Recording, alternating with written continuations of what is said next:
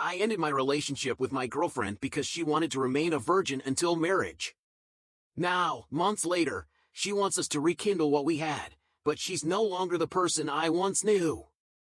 During our time apart, she slept with someone else. Let me explain. I'm a 23-year-old man, and I met my ex-girlfriend, a 21-year-old woman, 3 years ago when we were both students living on campus at university. We lived in different halls of residence, but we quickly clicked. After a few months of getting to know each other, we started dating, and for the most part, our relationship was happy. But there was always one thing between us, something unspoken but ever-present. She grew up in a devoutly religious household. Her father is a pastor, and although she openly told her family she didn't share their faith anymore, it was clear those teachings still lingered in her mind. I wasn't particularly religious, despite being raised in a different faith, and I had long since left those beliefs behind. Our relationship was what most would consider normal, except for one significant aspect. Early on, she told me she was a virgin and wanted to stay that way until she got married. Her reasoning wasn't rooted in religion. She had made it clear that she wasn't beholden to those beliefs anymore. Instead, it seemed to be tied to a desire to avoid disappointing her father. Although we engaged in other forms of intimacy, intercourse was firmly off the table. At the time, I accepted this. I wasn't exactly a ladies' man growing up, and I entered the relationship as a virgin myself. But as time passed, I began to feel the weight of what I was missing. Everyone around me seemed to be having the kind of physical, intimate relationships I longed for, and I started resenting that this wasn't the case for us. To be clear, I never pressured her. Still, I struggled to understand why she was so opposed to having a full sexual relationship, especially since marriage wasn't something either of us could consider while still in university and financially unstable. Last year was my final year at university, while she had already graduated and started her first professional job. Her world was expanding, filled with stories about the successful men she met at work. Meanwhile, I felt stuck, just a broke student trying to finish my degree. The disparity between our lives only grew, and so did my frustration. We began arguing more frequently, and I couldn't shake the feeling that we wanted fundamentally different things. Eventually, I decided it was best to end things. She was devastated, crying, heartbroken, and inconsolable. I hated myself for hurting her, but I believed it was the right thing to do. That was 6 months ago. Since then, I've been focused entirely on finishing my degree and haven't been involved with anyone else.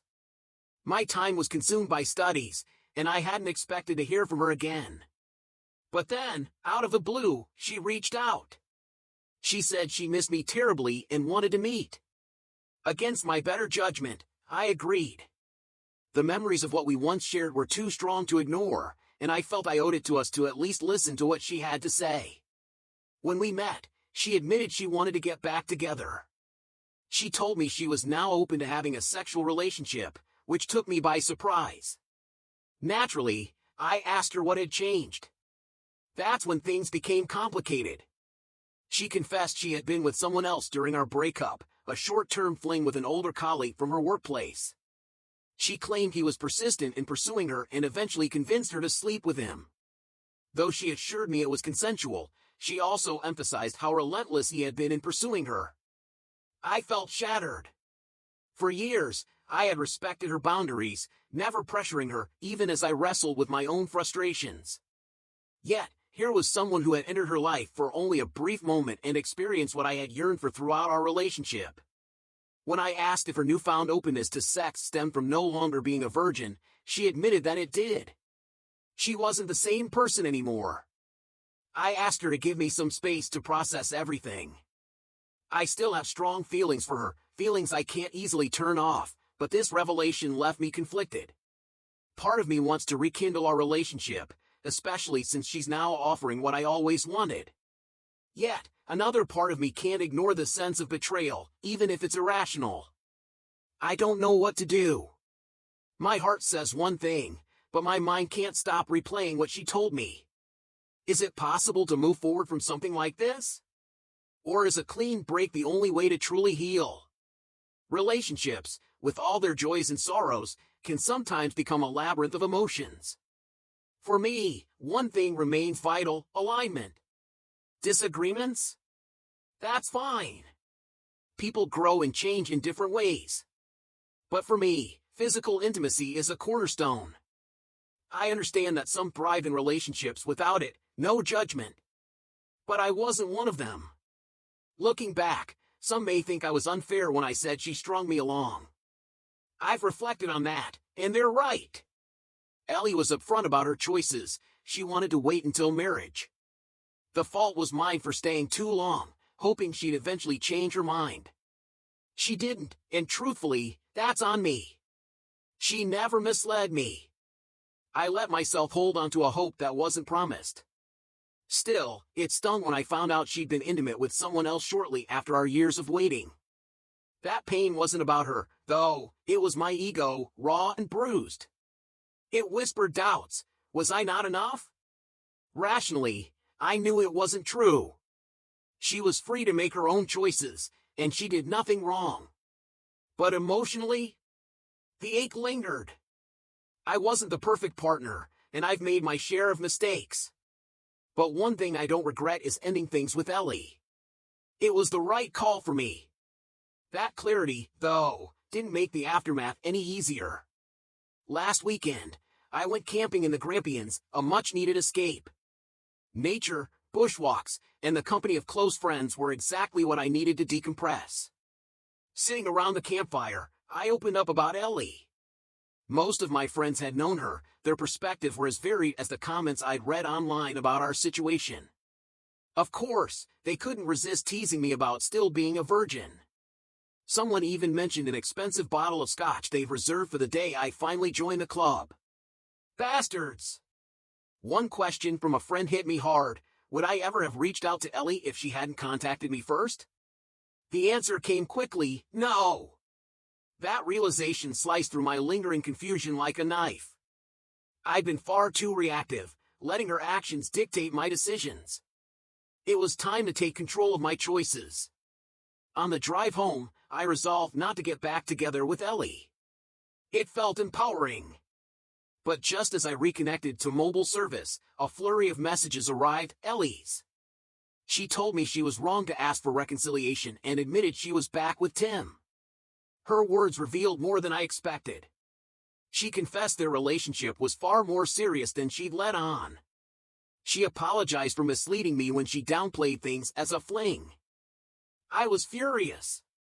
My response? A curt, no, childish, maybe, but I wasn't in the mood for further explanations.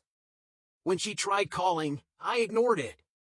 She followed up with another text: Tim and I had a fight. I shouldn't have come to you. I'm sorry. At home, curiosity got the better of me. I looked up Tim online. An uncommon name made it easy. LinkedIn confirmed his identity. He was a director at Ellie's firm, one step below partner. His Instagram painted a picture of luxury, exotic trips, flashy events, an expensive car, and yes, photos with Ellie. They even had pictures together from Singapore back in November. Serious, indeed. Comparing myself to him only deepened my hurt. He wasn't competition, yet my bruised ego screamed otherwise. I resolved not to fall into that trap again. My life may have been frugal, defined by my university budget, but that didn't make me lesser. Fast forward to Tuesday night, Ellie showed up at my door. Despite knowing I didn't want to talk, she wanted to explain. She hoped to clear the air once and for all. I let her in. What followed was a 4-hour conversation, a heavy, emotional exchange. She recounted how devastated she'd been after our breakup. For months, she missed me, but she respected our agreement to stay apart and heal. Then came Tim. They met at work, managing different teams. She found his charm and attention irresistible. Initially wary of a rebound, she gave in and started dating him. Their relationship grew, eventually leading to intimacy. It wasn't a casual fling, and she emphasized that she hadn't felt pressured. When I asked about her earlier claim that Tim was persistent, she admitted it was a lie, a misguided attempt to spare my feelings. She wanted me to believe she'd been reluctant so I wouldn't think less of her. Her real story was quite the opposite. By the time she met Tim, she'd already decided to let go of her abstinence pledge. It was a commitment she'd made as a child, but she realized it no longer aligned with her adult self. Ellie also admitted to some startling revelations about Tim. Rumors at work painted him as a serial dater, particularly with younger colleagues. One woman's snide remark prompted Ellie to investigate. She was horrified by what she found. Confronting Tim led to a fight, and she ended things. That's when she came to me, hoping we could rekindle what we'd lost. But time and reflection showed her it was a mistake. Tim later reached out, asking for another chance. She decided to try again, which led to the messages I'd received while camping. As we wrapped up our conversation, Ellie expressed gratitude for the time we'd shared but emphasized her desire to move forward with Tim. She hoped we could remain cordial if we crossed paths, but she wanted to respect her current relationship. In the end, I learned an invaluable lesson: trust your instincts. Taking time to process my feelings had saved me from unnecessary heartbreak. Despite everything, I care for Ellie and wish her the best. Life moves on, and so do we. Complicated emotions swirled through my mind as I tried to balance the chaos between her new relationship and all the whispers of workplace gossip. I genuinely hope she finds happiness, whether that's with Tim or not. She was my first love, after all, and that's not something you just forget. Warm memories linger, but I've made my peace. I don't want her back. She's a part of my past, and my focus is on the future now. Writing all this feels like an essay, the kind I used to ramble through in school. My tutors would always tell me I waffled too much. Well, those days are behind me. I'm not a student anymore. Instead, I'm standing at the start of something new, with no distractions to hold me back. My new career begins on Monday, a tangible step into the profession I've worked so hard to join. This isn't just theory anymore, it's the real deal. And finally, no more scraping by like a broke student. Earning a proper salary means I can afford life's little luxuries. Eating out? That's no longer a rare treat. Graduation in May is just the cherry on top. As for love? That's a distant thought. I'm open to meeting someone new, but I'm not actively looking. Right now, my career takes the top spot. Reflecting on Ellie, I realized that whatever feelings stirred when she reappeared were nothing more than echoes of old memories. What we had feels like another lifetime. Her return didn't reignite love, it merely reminded me how far I've come since those days. All the recent drama? That was her creation, not mine. Honestly, I'd rather have been spared the knowledge of her glamorous new boyfriend and their relationship. Ignorance, in this case, would have been bliss. The Ellie I once loved was honest, almost to a fault. The Ellie I see now? She's different, less scrupulous, more guarded. Perhaps it's the world she's in now, one where business replaces sincerity, but it was still jarring to face. Her lie cut deep because it felt so out of character. But people change, don't they? She's chosen her path, and I have no place in it anymore. I've stepped away from her life completely. Should she ever return, I'll remind her of the promise we made to stay apart and leave it at that. For now, there's no Tinder for me. No casual flings either. Yes, I was a virgin, and I've never been shy about wanting more than just physical connection. I want meaning, substance. Maybe that's old-fashioned, but I'm okay with that. If someone truly special comes along, I'll embrace it. But for now, my energy is reserved for myself and the career I've been building for so long. Closure, that final meeting gave me that. Some may say it was all for her, but no, it was just as much for me. Seeing who she's become solidified my resolve. The changes in her, starting back when we were still together, had only grown. Phrases like work hard, play hard began slipping into her vocabulary, and she became more dismissive. It was clear she'd taken on the traits of those around her. It was her choice to adopt those behaviors, though. The Ellie I loved? I don't even know if I like the person she's become now. Still, I don't regret that meeting. It tied everything into a neat bow and allowed me to move forward with a clear conscience. We're over, for good this time. She promised to stay out of my life, and if she breaks that promise, I'll remind her of it. It's time to close that chapter, forever. As I stood there, a gentle tap on my shoulder caught me off guard. I turned around, and to my surprise, it was Ellie. She wasn't alone, Tim was with her. The moment felt surreal, like an unexpected blast from the past. Tim mentioned he remembered meeting me at that party, though he hadn't connected me to Ellie until now. She must have told him about me at some point. But Ellie? She looked unrecognizable. The Ellie I remembered had transformed entirely. She was now strikingly slim, her figure accentuated by a tight red dress that left no doubt she had undergone a major change. Her father, I imagined, wouldn't have approved of the look. Ellie had always been on the slimmer side, but this was different, drastic. Her makeup was flawless, radiating sophistication, and her jewelry sparkled in a way that suggested it wasn't just for show. Her hair, once a natural auburn, was now a polished blonde. In that moment, she appeared every bit the epitome of a sleek, affluent woman, nothing like the down-to-earth pastor's daughter I used to know. Don't get me wrong, she looked incredible. But the transformation was so extreme, it was like looking at a stranger. Despite her glamorous appearance, something inside me felt nothing. Absolutely nothing. Ellie greeted me enthusiastically, sharing that she had some big news. She raised her hand, showing off a diamond engagement ring that, while I couldn't judge its value, certainly looked sizable and extravagant. I offered my congratulations, expressing my best wishes for both her and Tim.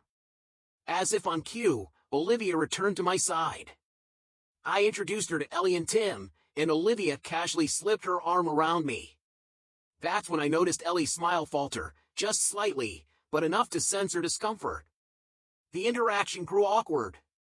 Unsure of what else to say, I simply added, "Nice seeing you again," and wished them all the best for their wedding. Tim wandered off, but Ellie lingered for a moment, standing there with an expression that was hard to read. The silence between us felt heavy. Later, as Olivia and I were leaving the event, I noticed Ellie watching us as we walked away. Later that evening, Olivia turned to me and said something I hadn't considered. "I think she still has a thing for you." I shrugged it off, replying that it didn't matter. After all, what was in the past belonged there. Fast forward a few days, and my brother texted me out of the blue. He mentioned that Ellie had stopped by, looking for me. Thankfully, he knew better than to share my new address. All he told her was that I had moved out. That very next day, an unfamiliar email landed in my inbox. It was from Ellie. The email didn't even acknowledge that she was blatantly breaking our no-contact agreement. Nor did she mention her unannounced visit to my old place. Instead, her message was oddly cheerful. She said it was great to see me again, that she had missed me, and asked about Olivia, "That girl you were with, how serious is it?" She casually mentioned the big plans she and Tim were making for their wedding, even inviting me to attend. I couldn't help but feel irritated. After all, she had promised to stay out of my life. And yet, she had gone to the trouble of creating a new email address just to bypass the blocks I had put in place. When I showed Olivia the message, she rolled her eyes and made a point I hadn't considered. Think about why she's really doing this.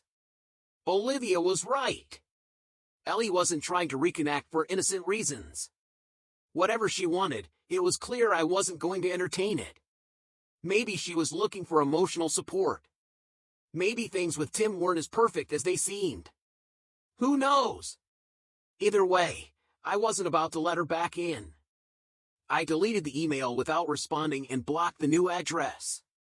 I even went a step further, setting up a filter to send anything with her name straight to the trash. She had broken the no-contact agreement, but I was determined to uphold it. That evening, Olivia and I had a long talk. I asked if the situation with Ellie bothered her. To my relief, she shrugged it off, saying, "I don't get any creepy vibes from her." I'm not worried. Her confidence reassured me. In the end, the situation only served as a reminder of how far I had come. Ellie's attempt to re-enter my life had no effect on me. I've moved on. I have an incredible new girlfriend, a career I love, and a life that feels full of possibilities. Leaving Ellie behind? It hasn't just been easy, it's been liberating.